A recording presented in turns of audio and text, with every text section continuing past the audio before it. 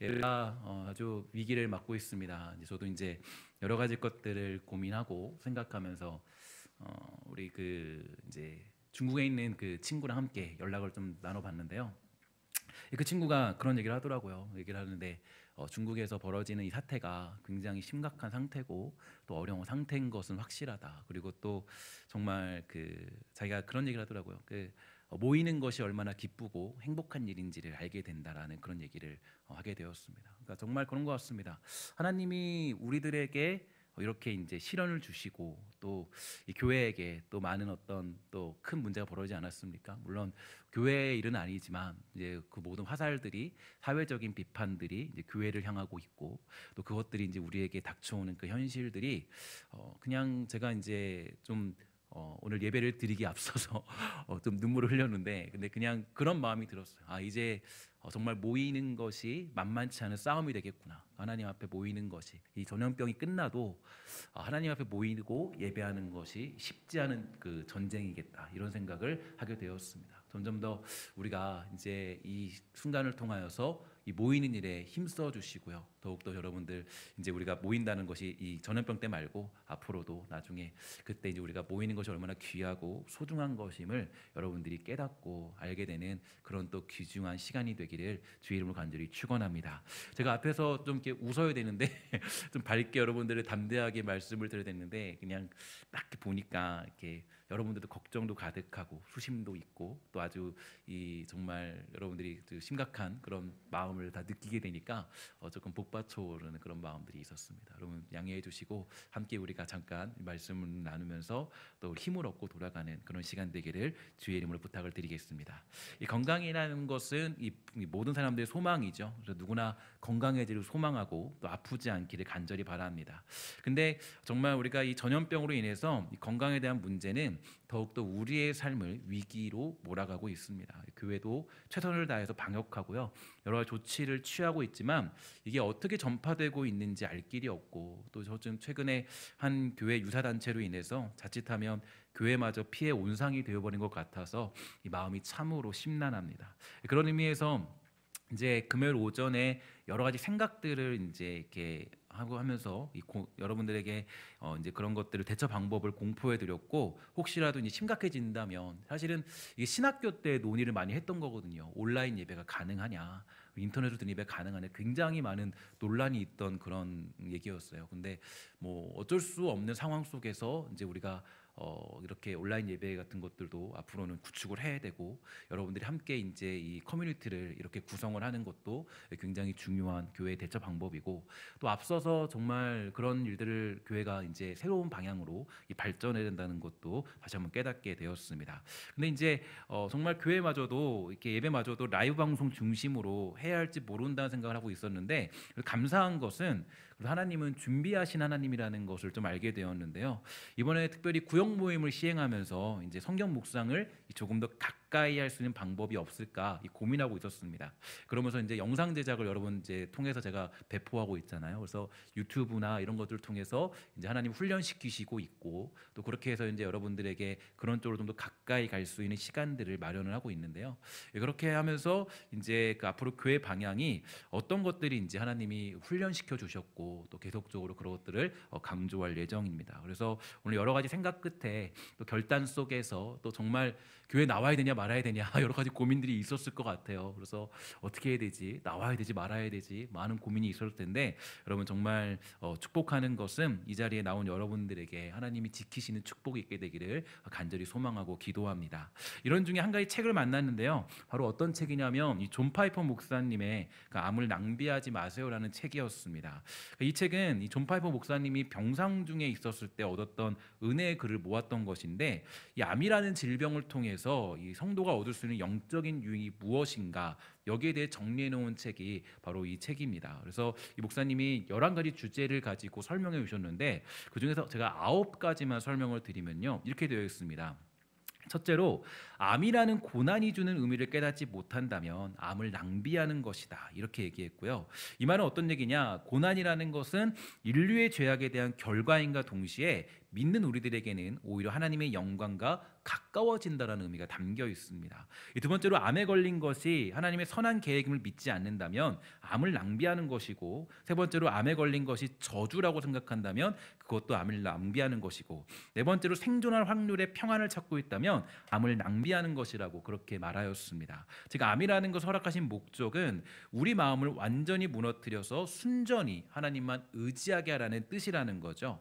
다섯 번째로 죽음에 대해 묵상하기를 피한다면 암을 낭비하는 것이고, 여섯 번째로 투병 중에 예수님보다 자기 목숨을 더 사랑한다면 암을 낭비하는 것이다. 그리고 사탄의 목적이 있는데요, 그 목적은 우리가 예수님을 미워하게 만드는 것이지만 하나님의 목적은 우리가 예수님을 더욱더 사랑하도록 이끄는 것입니다. 그래서 암에게 패배하는 시점은 바로 예수님을 사랑하지 못하게 되었을 때가 실제로 암에 굴복하는 것이라고 그렇게 밝히고 있습니다. 일곱 번째, 하나님에 대해서보다 암에 대해서 더 열심히 공부한다면 암을 낭비하는 것이고요. 여덟 번째로, 암에 걸렸다고 소망 없는 사람처럼 슬퍼한다면 암을 낭비하는 것이고, 아홉 번째로, 암에 걸린 후에도 죄에 대해 무감각한다면 암을 낭비하는 것이더라고 이 존 파이퍼 목사님이 이 병상 중에서 그렇게 밝힌 내용입니다. 다시 말해서 암에 걸린 이를 돌보지 못하고 있고 하나님과 가까이 하지 못하고 있다면 그것처럼 이 암을 낭비하는 것도 없다라는 얘기죠. 요즘에 그 유행하고 있는 코로나19를 보면서도 이와 비슷한 생각을 하게 되었습니다. 우리 하나님께서 왜 이러한 병들을 허락해 주셨는지 생각해 보여야 되는데, 그저 전염병에 걸린 것이 저주다, 뭐 천벌받은 거다, 뭐 저기가 뭐 그런 하나님을 섬기지 않았기 때문이다, 이런 식으로 생각할 것이 아니라 실제로는 우리가 하나님이 왜 교회 가운데, 이 시대 가운데, 우리 민족 가운데 이런 시련을 주시고 이 땅의 민족들에게 아픔을 주시는 이유, 저와 여러분들이 이 수많은 매체들을 통하여서 이런 아주 무서운 공포를 경험하게 하는 이유를 우리는 묵상하면서 생각해 볼 필요가 있다라는 거죠.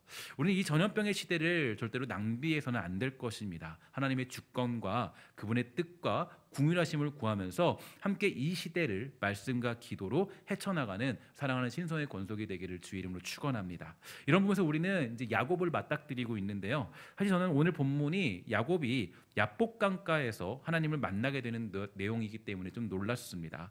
야곱이 어떤 사람입니까? 그는 자기 멋대로 살던 사람이었습니다. 하나님의 사람이었지만 하나님의 뜻 앞에 굴복하지 않는 사람이 바로 야곱이었다라는 거죠. 그의 이름처럼 그는 사기꾼의 인생을 살던 사람이었는데, 잘 아는 것처럼 야곱은요, 이 자기보다 더 무서운 이 사기꾼 라반에게 더 큰 사기를 당하게 됩니다. 라헬을 얻기 위해서 7년을 봉사했는데 레아를 얻게 되었고, 결국 라헬을 얻는 데는 14년이나 걸려버렸던 아주 안타까운 인생이 바로 야곱의 인생이었죠.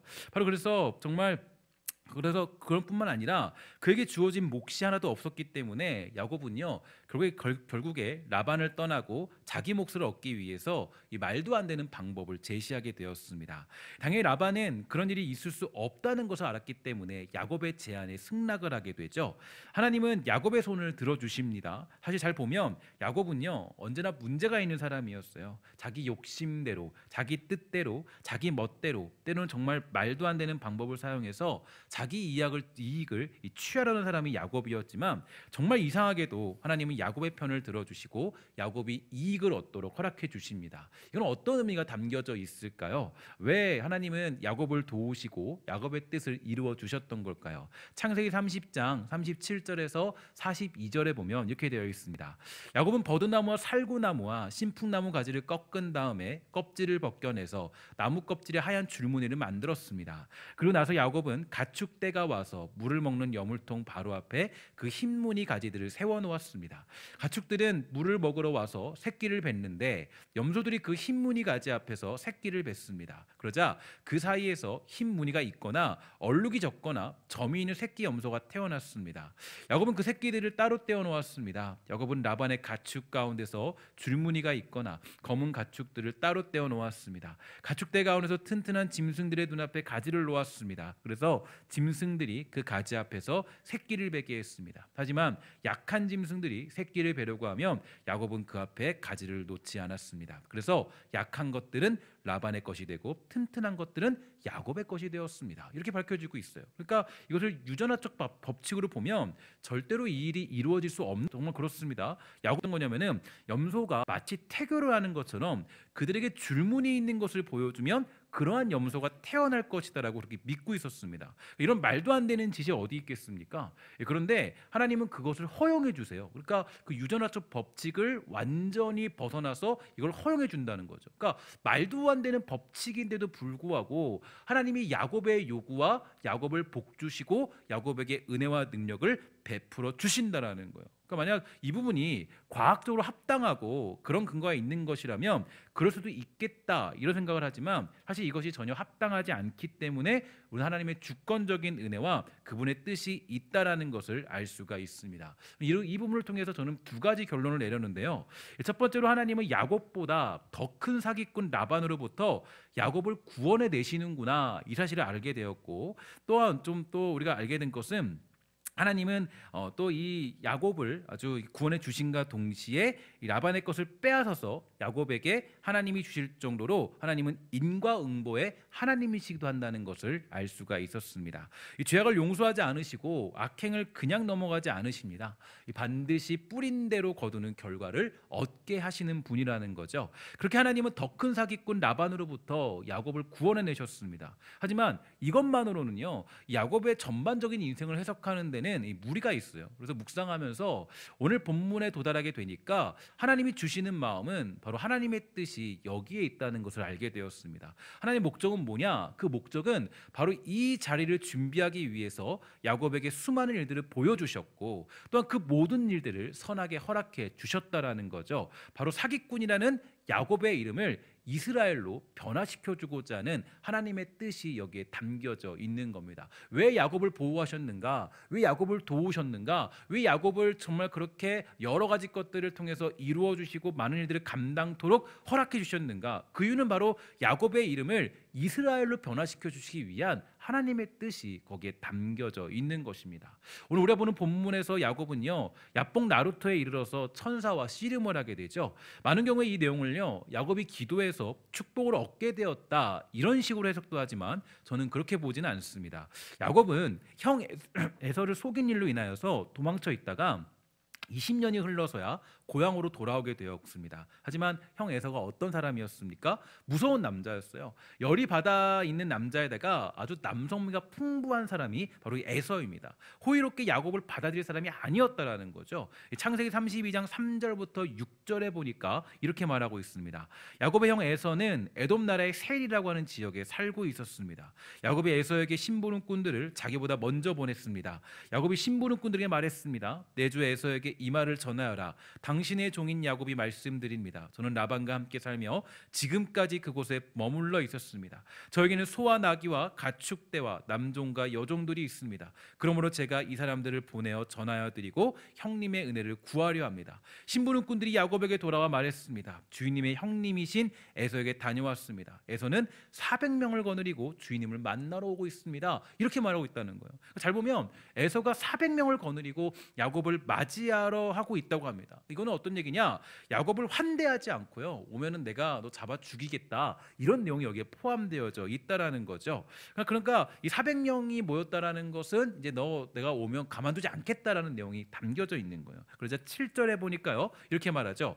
야곱은 그 말을 듣고 너무나 두렵고 낙심이 되었다라고 이야기를 하고 있어요. 그러니까 야곱은요, 두려웠다라는 거예요, 무서웠다라는 거예요. 근데 이때 야곱이 한 가지 계략을 쓰는데 바로 때를 나누어서 재물을 보내게 됨으로써 형의 마음을 누그러뜨려고 하는 거예요. 그렇게 형의 마음을 안정시키면서 결국 오늘 본문에서 야곱은요, 혼자 남게 됩니다. 그래서 이것을 쉽게 해석하면 그저 야곱이 혼자 남은 관계로 하나님만 붙잡고 그 두려움 중에 기도했구나 이렇게 생각할 수 있겠지만 이 내용에는요, 조금 더 다른 의미가 담겨져 있어요. 우리 호세아 12장인데요 1절부터 6절입니다. 오늘 좀 말씀을 많이 보는데 제가 읽도록 하겠습니다. 이스라엘은 바람을 뒤쫓고 종일 동풍을 따라가면서 거짓말과 폭력을 더해간다. 아시리아와 협정을 맺고 이집트에 기름을 선물로 바친다. 여호와께서 유다를 책망하시고 야곱이 한 일에 따라 심판하시며 그가 마땅히 받아야 할 대로 주신다. 야곱은 어머니 뱃속에 있을 때 그 형과 다투었으며 어른이 되어서는 하나님과 다투었다. 야곱은 천사와 싸워 이겼으며 복을 달라고 울며 빌었다. 하나님께서 그를 베들에서 만나시고 그곳에서 우리에게 이야기하셨다. 주님은 만군의 하나님 여호와시다. 우리가 기억해야 할 그 이름은 여호와시다. 그러니 너희는 하나님께 돌아와서 주께 충성하고 진실하여 정직하고 올바른 일을 하며 언제나 주를 너희 하나님으로 의지해야 한다. 이렇게 말하고 있어요. 그러니까 잘 보면 하나님께서는 야곱이 잘못한 것에 벌 주신 것처럼 말합니다. 그러면 야곱의 잘못은 뭘까요? 뭘 잘못했던 걸까요? 그것은 바로 에서의 발 뒤꿈치를 잡은 것이고 하나님의 천사와 힘을 겨루어 이긴 것이 야곱이 벌 받을 만한 소행이라는 거예요. 그러니까 예를 들어 쉽게 표현해서 야곱이 그 형 에서의 발 뒤꿈치를 잡은 것은 그만큼 자기의 의가 세다라는 거고 자기 생각이 세다라는 거. 잘 보세요. 이것도 보면은 이 정말 하나님의 천사와 힘을 겨루었다. 이 얘기는 그 하나님과 정말로 천사와 막 힘적으로 겨룬 것이 아니라 자기 고집을 꺾지 않았다라는 얘기가 여기에 담겨져 있는 겁니다. 야곱은 늘 하나님의 뜻에 대항하는 사람이었고요. 고집을 부리면서 자기를 꺾지 못한 사람의 본보기라는 것을 호세아 말씀을 통해서 알 수가 있다라는 거죠. 심지어 하나님과 힘을 겨루어서 끝까지 싸우던 사람이 바로 야곱이었습니다. 버티고 버티며 자기 갈 길을 가려던 사람이 바로 야곱이었어요. 하지만 호세아서의 그런 결론은 결국 야곱이 하나님께 기도했고 하나님은 그를 만나 주셨고 그에게 회복의 역사를 주셨던 것처럼 너희도 야곱이 회심과 돌이킴으로 복받은 것 같이 돌아오라고 하는 게 호세아서의 결론이라는 거예요. 우리는 이 사실을 다시 오늘 본문으로 가져와서 좀 깊이 생각해 봐야 돼요. 도대체 어떤 일이 벌어지고 있는 걸까요? 지난 주일에도 잠시 말씀드렸지만 야곱은 저와 여러분과 굉장히 유사한 사람들입니다. 그는 죽는 그때까지 자기만을 믿던 사람이에요. 자기 꾀, 자기 계략, 자기 계획, 자기 능력만을 믿던 사람이 바로 이 야곱이었습니다. 그러니까 실제로 창세기가 내세운 사람은 요셉이 아니라 야곱이에요. 요셉도 정말 중요한 의미가 있겠지만 야곱은 끝까지 변하지 않고 목이 곧은 백성으로 살아가는 아주 본보기가 바로 야곱이라는 거예요. 이런 말이 있습니다. 모든 것이 다 변해도요 사람은 변하지 않는다. 정말 그렇죠. 사람은 변하지 않아요. 사람이 변하는 거 정말 어렵습니다. 그래서 신앙생활을 아무리 해도 기도를 하고 말씀을 매일같이 묵상해도 우리는 끊임없이 자기 자신을 경계할 수밖에 없는 이유가 바로 여기에 있다는 거예요. 자기를 살피지 않으면 쉽게 무너지기 때문입니다. 야곱도 그러한 인생을 살았죠. 그는 변화된 것 같았지만 여전히 그 인간의 문제 앞에, 세상의 문제 앞에 자기의 계략과 자기의 머리와 자기 생각으로 모든 것을 살아가던 사람이 바로 그 야곱의 모습이었습니다. 그런 면에서 저는 오늘 본문은요 하나님의 직접적인 간섭이고 그를 굴복시키게 만드는 하나님의 방법이라고 생각합니다. 그래서 저는 오늘 본문을 해석할 때 야곱이 단순히 그냥 기도해서 뭔가를 받아냈다, 얻어냈다 이런 것이 아니라 저는 이렇게 해석하고 싶어요. 야곱은 여전히 변화되지 않았다. 20년이라는 시간이 흘러서 형 에서를 앞두고 있지만 야곱은 여전히 야곱이었다. 머리 쓰는 야곱이었고 살고자 하는 야곱이었고 욕심 많은 야곱이었다. 에서를 앞에 두고서도 하나님을 의지하지 않고 기도하지 않고 엎드리지 않고 자기 꾀를 내어서 에서를 굴복시키려 하였다. 하나님은 야곱에게 직접 찾아와서 엎드려 기도할 것을 요구했지만 여전히 야곱은 야곱이었다. 버티고 버티며 엎드리지 않았다. 그게 천사와 씨름하였고 결국 천사는 그가 하나님의 앞에 엎드린 인생, 굴복한 인생이 되도록 그의 환도뼈를 쳐서 기도하도록 만들었고 야곱은 하나님 앞에 엎드리는 인생이 되고 말았다. 이게 오늘 본문이 얘기해주고자 하는 내용입니다. 야곱의 인생을 잘 살펴보면 그는 정말로 너무나 하나님의 뜻과는 반대로 살던 사람이었어요. 하나님께 매달릴 사람도 아니었고요. 하나님께 엎드려 살 사람도 아니었고 늘 자기 꾀와 자기 계략으로 살 사람이 야곱이었습니다. 더군다나 야곱의 이름이 뭡니까? 뭘로 바뀌었죠? 이스라엘로 바뀌었어요. 잘 보세요. 왜 야곱의 이름이 이스라엘 바뀌었느냐? 창세기를 이해할 때 여러분 이게 되게 중요합니다. 왜 중요하냐면 창세기를 이해할 때 이 글을 처음으로 읽는 독자가 누굴까요? 이스라엘 백성들이에요. 그 백성들이 읽고 있는 광야 가운데 지금 이 말씀을 읽고 있는 거예요. 광야 생활 속에 모세가 지금 창세기를 써서 야 너가 어떤 백성인지를 잘 봐라라고 알려주고 있는 거예요. 그래서 창세기 이해할 때는 이 글을 처음으로 읽는 독자가 바로 현재 광야를 지나서 가나안 땅으로 진격하고 있는 그 이스라엘 백성이라는 것을 기억해 볼 때 야곱의 모습이 곧 누구냐면 이스라엘 백성들이라는 거예요. 여러분, 그래서 잘 보면 이런 신명기가 마지막 모세오경의 마지막 아닙니까? 마지막으로 정리하고 자기 유서 같은 거예요. 근데 그 유서를 모세가 쓸 때 이스라엘 백성들에게 가장 많이 언급한 단어가 뭐냐면 바로 너희들은 목이 곧은 백성이다라고 얘기하는 거예요. 그러니까 누구 같다라는 거예요? 야곱 같다라는 거예요. 야곱이 곧 뭐라고 그랬죠? 이스라엘이었어요. 그러니까 너희들 봐보면 너희들을 봤을 때 너희들은 야곱과 같기 때문에 모세가 창세기를 통해서 그 야곱을 비유하여서 이스라엘 백성들에게 그 모습들을 아주 강하게 강조해주고 있다라는 거예요. 하나님은 이스라엘 백성들을 반드시 가나안 땅에 들여보내고 싶어 하시고 그 땅에 들어간다는 것은 결국 뭐냐? 하나님의 뜻 앞에 복종하는 것밖에 없기 때문에 너희들을 가나안 땅에 들여보내기 위해서는 하나님이 어떻게까지 하시겠다는 거예요. 환도뼈를 쳐서라도 부러뜨려서라도 절룩거리는 인생을 만들어서라도 너희를 그 가나안 땅의 축복으로 인도하겠다라는 거예요. 여러분, 우리는 여기에 집중할 필요가 있어요. 왜 우리가 고난을 당하고 때로는 시대 가운데 한국교회 가운데 이런 위기를 만나게 되었는가? 하나님이 우리를 버리신 것이 절대로 아님을 믿으시기를 주의 이름으로 부탁을 드리겠습니다. 우리에게 저주하고자 하시는 것이 아니에요. 여러분들을 망하게 만들도록 하시는 것이 절대로 아닙니다. 그 이유는 뭐냐면 우리가 정말로 환도뼈가 쳐서 부러진다 할지라도 야곱처럼 결국에는 이스라엘이라는 이름으로 변화시켜 주시기 위한 하나님의 뜻이 이 고난과 어려움 속에 담겨져 있다는 것을 믿으시기를 주의 이름으로 부탁을 드리겠습니다. 이게 바로 하나님의 사랑이라는 거예요. 신명기 11장 11절에서 17절 말씀인데 한번 다 같이 제가 읽도록 하겠습니다. 보도록 하십시오.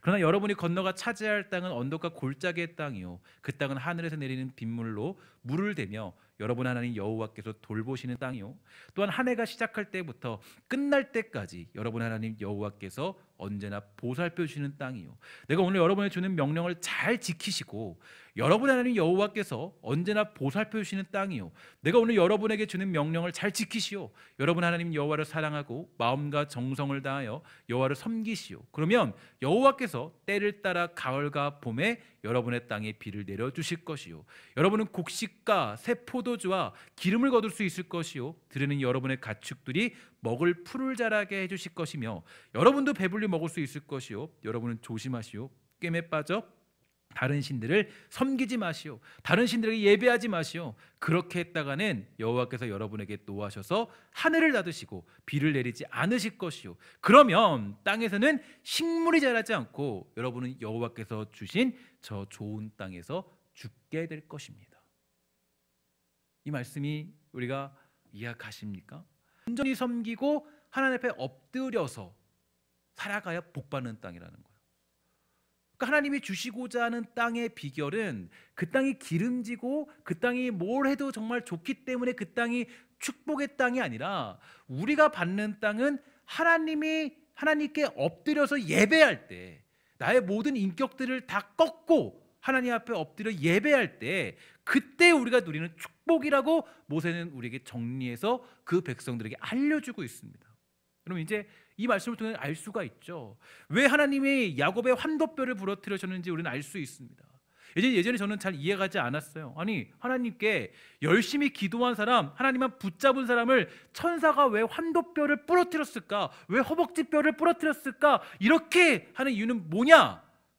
여기서 의문을 가졌는데 성경을 연구하면서 깨달은 것은 어떤 거냐면 변하지 않는 야곱, 여전히 야곱으로 존재했던 그 야곱, 끝까지 버티고 자기 방식대로 복을 취하려는 야곱을 하나님은 버리지 아니하시고 환도뼈를 부러뜨리시면서까지 축복의 자리에 세우셨다는 것을 저는 깨닫게 되었습니다. 훗날 야곱이 마지막 때에 이제 아주 축복의 사람으로 서게 되죠. 요셉이 돌아왔을 때 그때 이제 야곱은 바로 왕까지 축복하는 엄청난 자리에 오르게 됩니다. 한 나라의 왕을 안수하면서 축복해주는 그 일이 얼마나 대단한 일입니까? 최고의 나라인데. 그러니까 여러분 그 자리까지 야곱이 가도록 하기 위해서는 하나님의 끈질긴 그런 도우심과 하나님의 그 끈질긴 그 방법으로 그를 이스라엘로 세우셨다는 것이 나타난다는 거예요. 어쩌면 이 사실을 여러분 접할 때 좀 두려울 수도 있어요. 저도 사실 이 말씀을 깨달았을 때 굉장히 두려웠습니다. 하나님은 정말 우리를 택하셨는데 그 택하심이 어디까지냐? 우리의 환도뼈를 부러뜨리기까지라는 거예요. 어쨌든지 간에 그 복된 자리로 인도하시고자 하는 것이 하나님 뜻이라는 거예요. 가끔씩 우리 어머니나 아버지들이 자녀들을 향해서 혼낼 때도 있고 아주 무섭게 돌변할 때가 있습니다. 미워서 그런 게 아니죠. 어떻게든 간에 그 자녀들이 정말 잘 되는 자리로 이끌어가기 위한 거예요. 하나님 마음은 더 그렇다라는 거예요. 하나님이 왜 야곱의 환도뼈를 부렀다면 그때까지 끝까지 버티고 하나님을 의지하지 않고 바라보지 않고 끝까지 그냥 자기 멋대로 살아가는 야곱이었기 때문에 그 뼈가 부러지고 절룩거리고 나서야 그의 이름이 이스라엘로 변화되는 것을 우리는 살펴볼 수 있습니다. 왜 우리에게 고난이 찾아옵니까?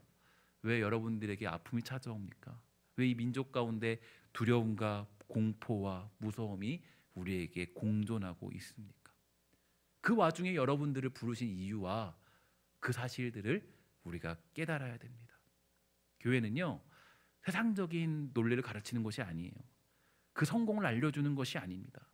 교회는 또 복음이라는 건, 우리의 믿음이라는 건 다른 걸 가르치는 게 아니라 오직 하나님 앞에 기쁨이 있고 평안이 있다는 것을 선포하는 곳인 줄 믿습니다. 우리는 그 사실 앞에 복종해야 되고요, 그 일 앞에 엎드려야 됩니다. 이것이 신앙생활의 목적이에요. 하나님은 이스라엘 백성들에게 약속하셨죠. 반드시 너희를 가나안 땅에 들여보내겠다라고 약속하십니다. 그리고 그들은 아무것도 없는 자들이었지만 모든 것을 가진 자처럼 가나안 땅으로 진격했고요, 그 땅에서 승리를 경험했어요. 하나님이 그들을 그 땅 가운데 들여보내신 겁니다. 모세가 뛰어나고 여호수아가 걸출한 리더라서가 아니었습니다. 하나님이 자기 약속대로 그들을 들여보내신 거예요. 여전히 그들은 목이 곧은 백성들이었고요, 여전히 그들은 하나님을 불신하던 이스라엘 백성들이었지만 하나님은 그 세대들을 전부 광야에서 살아남지 못하도록 하시면서 그에 따른 다음 세대들로 하여금 그 땅을 차지하게 하셨어요. 저는 이 본문을 해석하고 이 설교를 마무리 지면서 이렇게 좀 하나님의 표현했습니다. 하나님은 무섭게 우리를 쫓아오신다. 하나님은 정말 무섭게 우리를 쫓아오세요. 여러분, 자녀들이 가장 두려워하는 얼굴이 있죠. 어떤 얼굴입니까? 화나 있는 엄마의 얼굴. 그죠? 화나는 엄마 얼굴보다 무서운 게 없어요. 엄마 얼굴이 얼마나 무서운지 몰라요. 그죠? 화나는 엄마의 얼굴이 올 때마다 자녀들이 두렵고 때로는 가슴이 벌렁벌렁거리고, 그러나 그게 사랑이잖아요. 그러나 그게 정말로 자녀를 너무 사랑하는 마음이잖아요.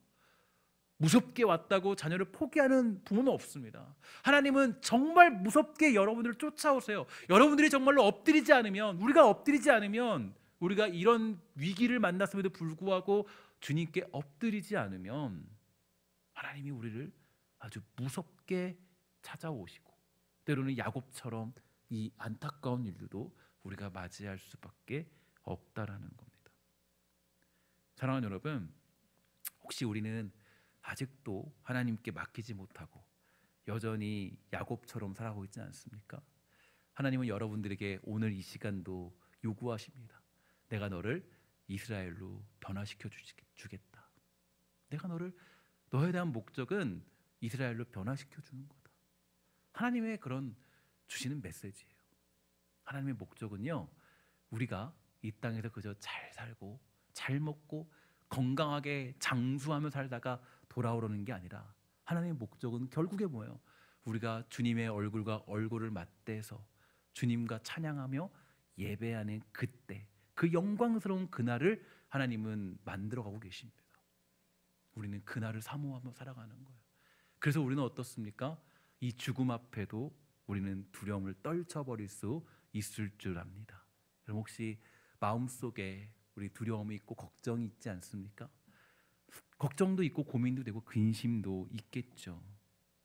여러분, 우리가 정말 행복이라는 건 돈에 있지 않고요, 명예도 아니고 관계도 아닙니다. 오직 우리의 행복은 우리 하나님께 있다는 것을 믿으시기를 주의 이름으로 축원합니다. 이런 말이 있습니다. 세상에서 가장 지혜로운 사람은 모든 사람에게 배우는 사람이고 가장 부유한 사람은 만족할 줄 아는 사람이며 세상에서 가장 힘센 사람은 자기를 이긴 사람이다. 여러분, 야복 나루터에 하나님이 지금 우리들을 세우셨습니다. 지금 어떻게 할 수 없는 그 야복 나루터 강가, 무서운 전염병이, 또 무서운 세상의 비판과 세상의 어떤 신랄한 공격들이 우리의 목을 겨누고 있습니다. 우린 지금 그 나루터에 서 있는 것이 사실이죠. 하나님의 요구가 뭡니까? 저기 뭐 어떤 단체들 거기 없어져 버려라, 저 나라 뭐 저주받은 거 아니냐? 아니에요. 하나님이 저와 여러분들에게 요구하시는 것은 이제 너는 이스라엘이 되어야 한다라고 우리에게 말씀하시는 줄 믿습니다. 여러분, 우리가 이 시기와 이 위기를 정말로 믿음으로 잘 견뎌내시고 정말 야곱처럼 하나님 앞에 때로는 무릎 꿇을 수 있겠죠. 정말 환도뼈를 맞을 수 있겠죠. 그때 하나님의 뜻을 깊이 묵상하시고 하나님의 그 놀라운 역사 가운데 그분 앞에 엎드려 주권적인 계획과 인도하심, 우리를 무섭게 쫓아오시는 하나님 앞에 다시 한번 우리 엎드려서 은혜를 구할 줄 아는, 변화를 꿈꿀 줄 아는 사랑스러운 우리 귀하고 아름다운 신성교회 건속이 되기를 주의 이름으로 간절히 축원합니다. 기도하도록 하겠습니다. 하나님 감사합니다. 이 땅을 살아가며 나아갈 때 우리가 혹시 하나님을 섬기는 민족이고 하나님을 섬기는 교회이지만 혹시 우리가 사실은 돈을 의지하고 사실은 사람을 의지하고 사실은 환경을 의지하지 않았습니까? 하나님, 이 신성교회에 말씀하시는 내용들을 우리가 깨닫도록 허락하여 주시고 우리가 정말 다시 한번 주님께 엎드려 무릎 꿇고 자복하고 회개하며 이스라엘 백성으로 살아가고 있는 그런 주의 사람이 되도록 허락하여 주시옵소서. 특별히 하나님, 이 자리에 모여서 예배하는 백성들마다 우리에게 요구하시는 하나님의 뜻이 무엇인가에 대해서 깊이 깨닫게 되는 놀라운 축복들을 주님 허락하여 주시옵소서. 모든 말씀 예수님의 이름으로 간절히 기도합니다. 아멘. 찬송가 325장입니다. 325장입니다.